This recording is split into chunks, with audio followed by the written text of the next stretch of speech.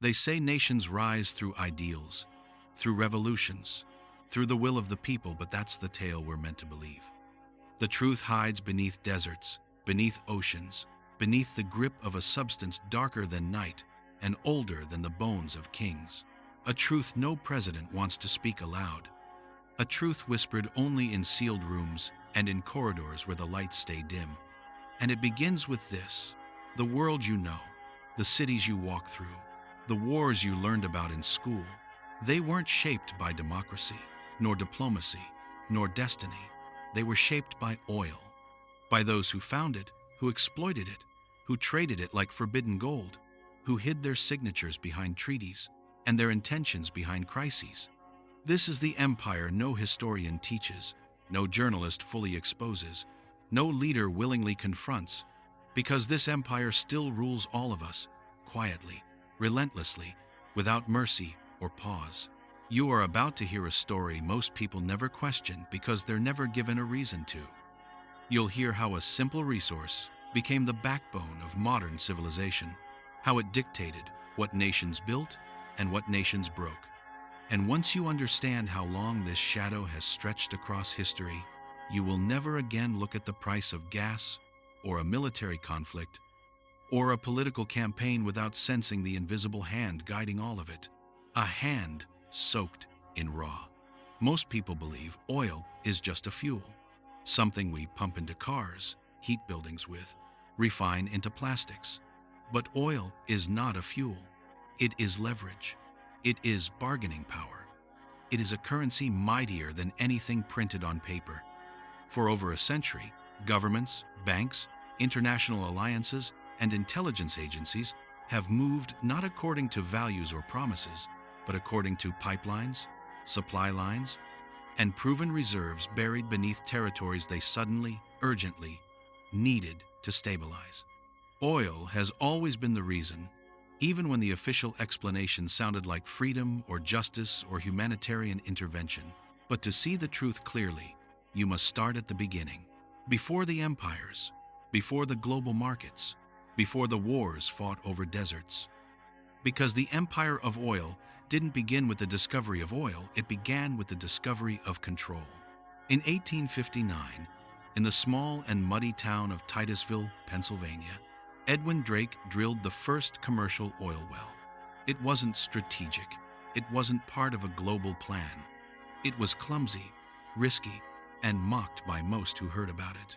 But what Drake tapped into that day wasn't just a reservoir. It was the foundation of a century that would transform the world. At the time, no one knew how much that single well would change history. No one except one man, John D. Rockefeller. While competitors raced to dig more wells, Rockefeller understood something radically different. Wells were temporary. Fields would dry. But refining processing crude into usable oil that was the gateway to real power. So Rockefeller didn't chase land. He bought refineries. He bought transportation routes. He bought storage. He built a network so efficient that every other oil producer was forced to pass through his hands. And through that idea, Standard Oil was born, not as a company, but as a throne. By 1880, Rockefeller controlled nearly 90% of American oil production. Railroads bent to his will. Politicians feared his influence. Rivals vanished under the pressure of predatory pricing and sudden shortages. And the world learned its first lesson about oil. It doesn't matter who drills it. It matters who controls the flow. This template, control the flow, control the world, became the blueprint for every oil empire that followed. Oil became the bloodstream of the Industrial Revolution, the silent engine behind steel, factories, locomotives. Once cars arrived, the addiction became permanent. And once nations realized that military power depended on it, the chase for control became global. By the early 20th century, the world had transformed. Battleships switched from coal to oil. Tanks needed diesel. Airplanes depended on high-grade fuel. Oil wasn't merely a commodity. It was the prerequisite for victory. Winston Churchill made the defining move. He converted the entire British Navy from coal to oil. a decision that made Britain's survival dependent on foreign wells. He said it plainly: safety and certainty in oil lie in variety and variety alone. And that variety meant influence, alliances, pressure, and when necessary, conflict. The Middle East, once ignored, suddenly became the most valuable geography on the planet. Borders were redrew by European powers not according to culture or history, but according to where they believed the oil remained. Western corporations gained access through treaties, bribes, deceptive contracts. Nations rich in oil became poor in sovereignty. Leaders were installed, removed, or manipulated depending on whether they cooperated with the supply chain. World War II intensified the stakes. Hitler's obsession with the oil fields of the Caucasus wasn't strategic, it was existential. Without oil, the Nazi war machine would choke. Japan attacked Pearl Harbor because the United States cut off 80% of Japan's oil supply. The most dramatic moments of the war were not ideological, they were petrological. Whoever controlled oil controlled time, mobility, firepower. And yet, the true pivot came after the war, when American, British, and Dutch oil giants realized that the world's future demand would be insatiable. They formed an unspoken cartel known as the Seven Sisters: Exxon, Mobil, Chevron, Texaco, Gulf, BP, and Royal Dutch Shell. These companies did not merely participate in the global market. They defined it. They controlled prices, squeezed governments, dictated terms, and influenced global politics in ways historians would later describe as state-like. In many regions, they were more powerful than the governments themselves. But their dominance wasn't unchallenged.